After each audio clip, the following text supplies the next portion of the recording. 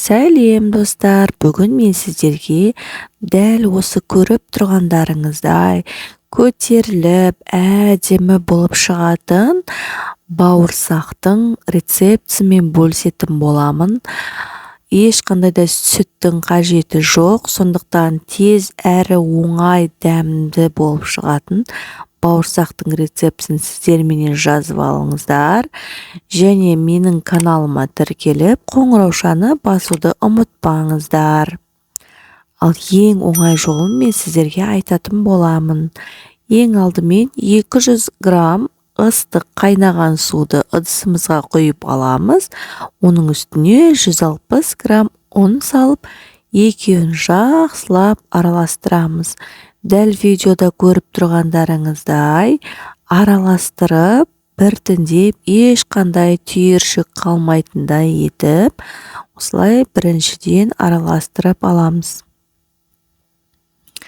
Бізде осындай сұйық масса шығады, және оның түйіршіктері қалмас үшін біртіндеп осылай майдалап шығамыз лопатканың көмегімен. Және 2 жұмыртқаны жарып саламыз. Татымына қарай тұз саламыз. Кейбір жағдайда құмшекер салуға да болады. Мен құмшекер салғаным жоқ. Тұз және аз ғана дрожж салдым. Және осыны жақсылап осы сұйық қоспамызға араластырып аламыз. Біркелкі болып араласу керек.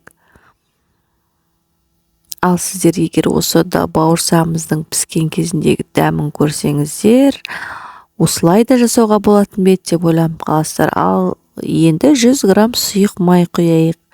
Себебі қамырымыз жұмсақ, әдемі болып шығу үшін осылай құйып, жақсылап біркелкі қылып араластырып аламыз. Ал енді ары қарай тағы да біртіндеп ұнымызды аз-аздан саламыз. Себебі қамырымыздың арасы түйіршіктеніп қалмау керек.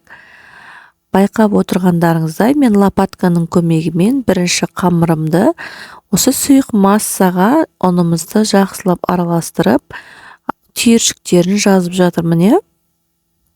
Дәл осы сияқты түйіршіктерін жазып аламыз. Осылай біркелкі масса болған кезінде үстіне біртіндеп ұн сала бастаймыз. Сіздер менің каналыма тіркеле отырыңыздар.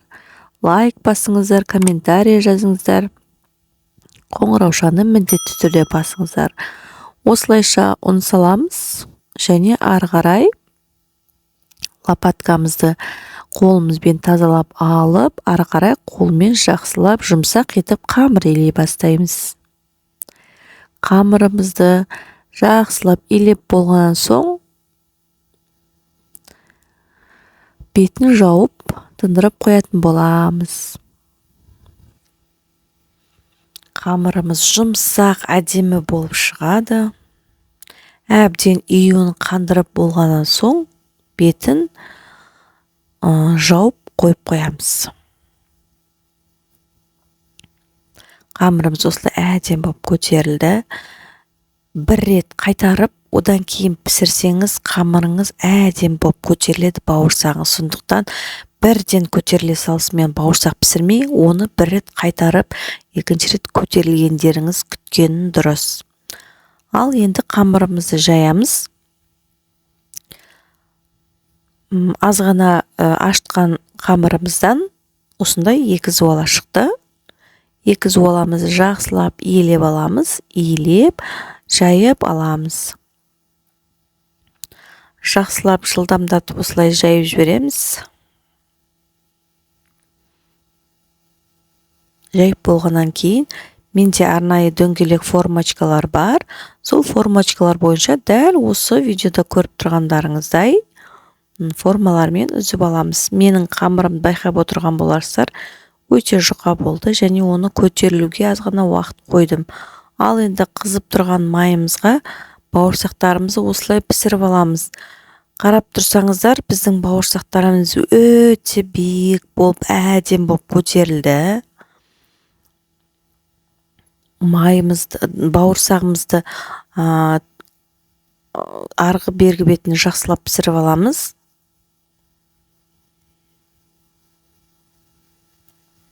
Бауырсақтарымыз көтеріңкі болып әдемі болып пісті. Майын сорғытып алу үшін осылай салфетка төселген ыдысқа жақсылап сығып аламыз.